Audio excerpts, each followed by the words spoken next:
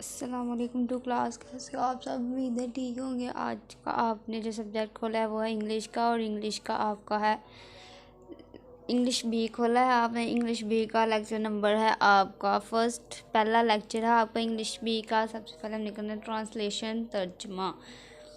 किसी भी गैर मुल्की ज़बान को सीखने का एक तरीका ये है कि इसे अपनी मादरी ज़बान से सीखा जाए। जिस तालिब इल्म की ट्रांसलेशन जितनी ज़्यादा अच्छी होगी वो इतने ही ज़्यादा अच्छे तरीके से गैर मुल्की ज़बान को समझ सकता है। ज़ाइल में हम ट्रांसलेशन करने के चंद असूल बयान करते हैं जिन पर अमल करने में तालिब इल्मों को कोई दुश्वारी ना होगी। ऐसे अब use of a and an का इस्तेमाल। A and an means one. A और एन का मायने एक है। These words are used only with singular nouns. ये अल्फाज सिर्फ वाहिद इसमों के लिए इस्तेमाल होते हैं। ये अल्फाज these words are used only with singular nouns. ये अल्फाज जो हैं सिर्फ वाहिद इसमों के लिए इस्तेमाल होते हैं। यूज़ ऑफ एन, एन का इस्तेमाल। An is used with singular words beginning with vowels A E I O U और आर वॉवल्स साउंड। एन अव्वल हरूफ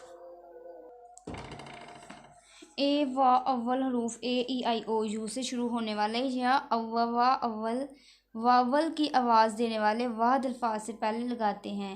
एन वावल हरूफ ए ई आई ओ यू से शुरू होने वाले या वावल के आवाज़ देने वाले अल्फाज से पहले लगाते हैं। मसलन एन एप्पल एक सेब, एन एग एक अंडा, एन पॉट।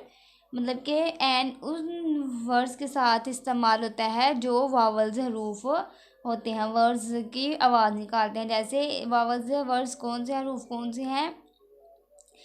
वर्ड्स कौन से? ए ई आई और यू। फिर उसके बाद है use of a. A is used with singular words beginning with constant letters. अपने कॉन्स्टेंट से शुरू होने वाले वाद लफ्ज़ के साथ इस्तेमाल करते हैं। कॉन्स्टेंट हरूफ ये हैं, मतलब कि वावल्स हरूफ के अलावा जितने भी लेटर्स आते हैं ना अल्फ़ाबेट में, वो कौन से हैं? कौन से लेटर्स हैं? Constant letters. जैसे अ बुक एक किताब, अ डॉग एक कुत्ता, अ गन एक बंदूक, अ कप एक कप, अ फैन एक पंखा, अ हार्ट एक झोंपड़ी। उसके बाद exercise you answer the following short questions. First पहला क्वेश्चन है what do you mean by a and an. आप ए या एन से क्या मुराद लेते हैं? A and an means one. A और एन का मायने है एक। सेकंड क्वेश्चन है where do we use a कहाँ इस्तेमाल होता है? ए is used with singular words beginning with constant letters. A constant से हरूफ से शुरू होने वाले वाहिद अल्फाज के साथ इस्तेमाल करते हैं। उसके बाद है where do we use an. An is used with singular words beginning with vowels A E I O U और vowels sound. A is used with singular words beginning with vowels A E I O U और vowels हरूफ, vowels sound. उसके बाद है filling in the blanks with a और an. This is an orange, this is a book, she is a girl. ठीक है। Mark the tick on the correct answer. We can use a before a book, we can use an before an eraser. A and an means one. उसके बाद है use of this that these those, this that these those. ठीक है। This ये, that वो, these ये, those वो।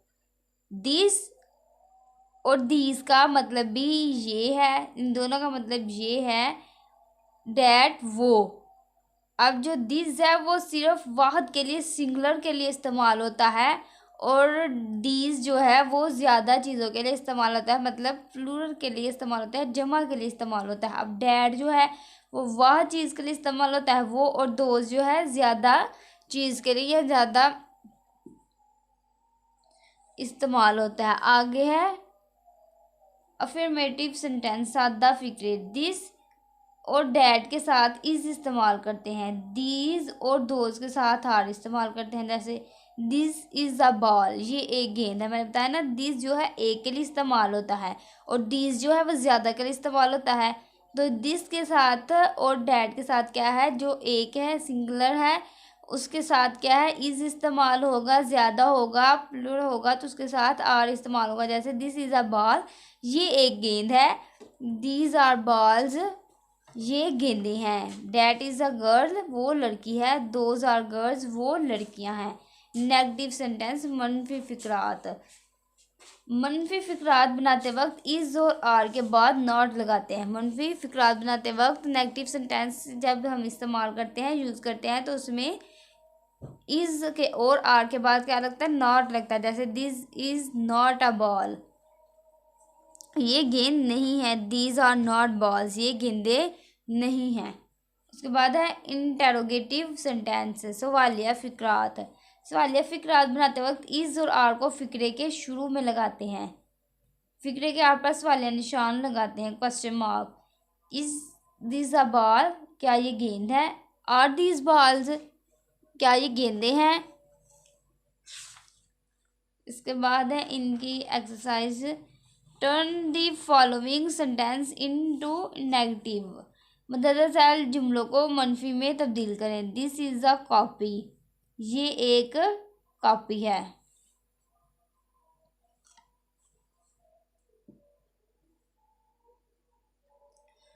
उसके बाद है those are ladies, these are streets. इसका filling the blanks with this that, these are those.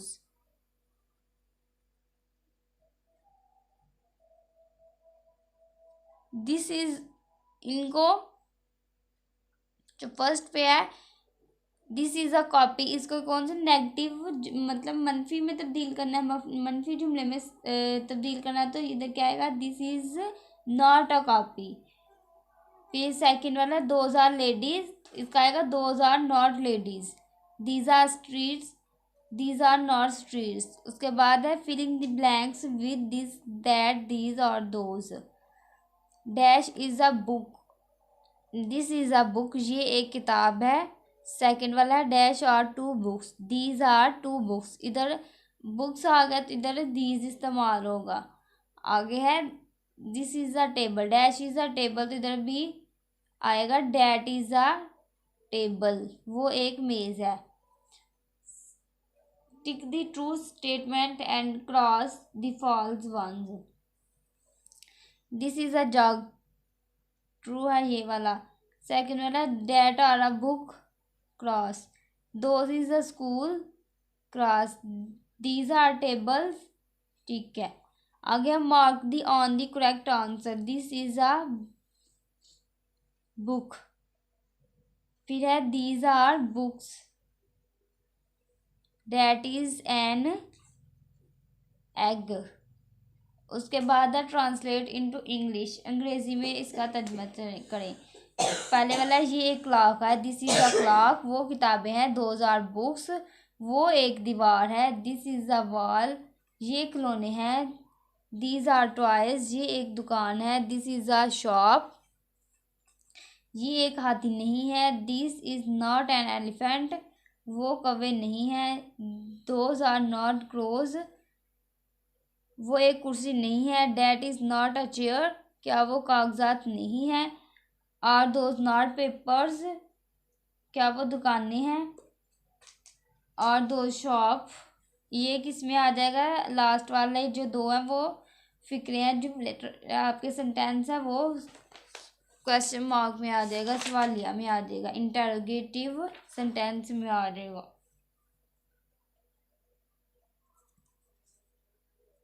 उसके बाद है टेंस, ज़माने। टेंसेस ज़माने, टेंसेस का मतलब है वक्त या ज़माना। जब हम कोई काम अंजाम देते हैं तो इसका ताल्लुक वक्त से होता है। वक्त को अंग्रेज़ी में टाइम और ग्रामर की ज़बान में टेंस कहते हैं। प्रेजेंट इंडेफिनिट टेंस, फ़िलहाल। डेफिनेशन है इसकी, or tense that suggests action or the situation at the present time is called present indefinite tense. Urdu में इसके लिए फ़ेल हाल वो फ़ेल है जिसमें काम का करना या होना मौजूदा ज़माने में पाया जाए। जैसे उर्दू के फ़िक्रे के आर पर ता है, ती है, ते है, ता हूँ वगैरह आता है। इस टेंस के फ़िक्रों में वर्ब की पहली फॉर्म फर्स्ट फॉर्म इस्तेमाल होती है। उसके बाद है अफर्मेटिव सेंटेंस, मुस्बत फ़िक्रात। सबसे पहले फ़ाइल सब्जेक्ट का तर्जमा करें, इसके बाद फेल वर्ब की पहली फॉर्म लगाएं। आई, वी, यू और दे के साथ फेल की पहली फॉर्म इस्तेमाल करते हैं। ही, शी, इट के साथ वर्ब की पहली फॉर्म के साथ एस या ई एस का इजाफा करते हैं। इसके बाद मफूल ऑब्जेक्ट का तर्जमा करें। Subject plus first form plus object formula बताया। जैसे एग्जाम्पल, आई रीड बुक्स, सबसे पहले सब्जेक्ट, फिर वर्ब, फिर ऑब्जेक्ट। आई मैं, रीड किताबें, रीड पढ़ता हूँ, बुक्स किताबें, मैं किताबें पढ़ता हूँ। उसके बाद है वी सिंग सॉन्ग, वी हम, सिंग गाने, सॉन्ग्स गाते हैं। वी हम सिंग गाते हैं, सॉन्ग्स गाने, हम गाने गाते हैं।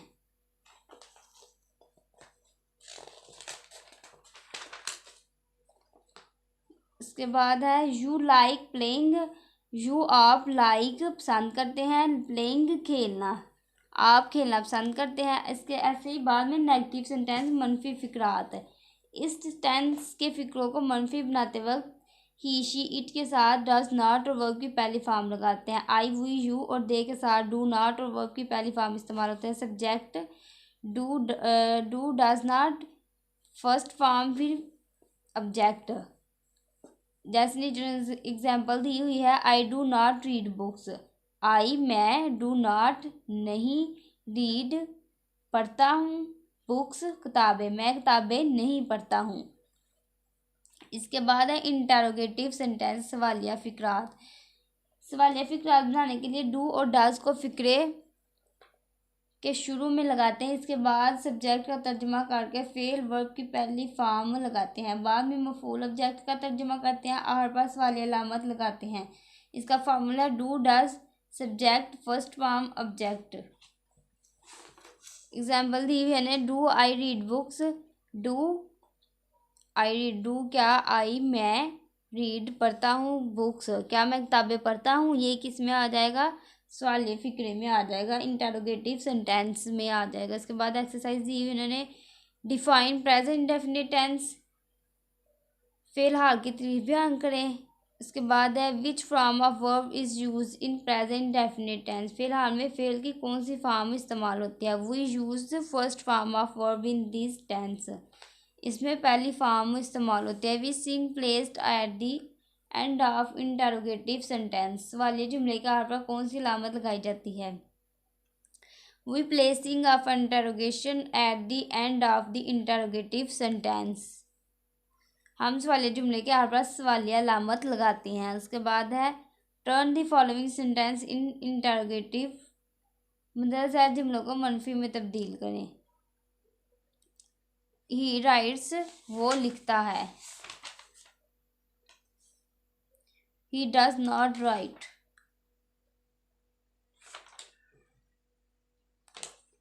ऐसे ही turn the following sentence in the interrogative, मतलब जुमलों को सवालिया में तब्दील करें। वी फ्लाई काइट्स, हम पतंगे उड़ाते हैं।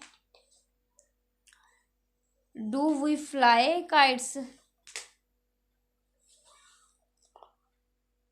फिर है tick the true statement and cross the false, I read a book, cross.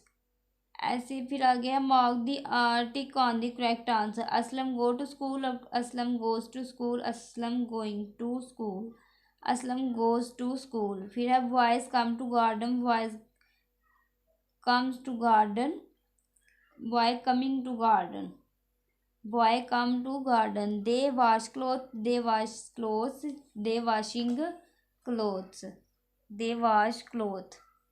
Translate into English, इसका आपने इंग्लिश में ट्रांसलेट करना है। इसको वो खेलते हैं, दे प्ले, हम काम करते हैं, वी वर्क, वो गाना गाता है, ही सिंग अ सॉन्ग। ऐसे ही इसके बाद the present continuous sentence, present फिलहाल जारी, a tense that describe an action that is going on at time of speaking is called present continuous. ऐसा फेल जो मौजूदा ज़माने में किसी काम का जारी रहना बयान करे, फेल हाल जारी कहलाता है।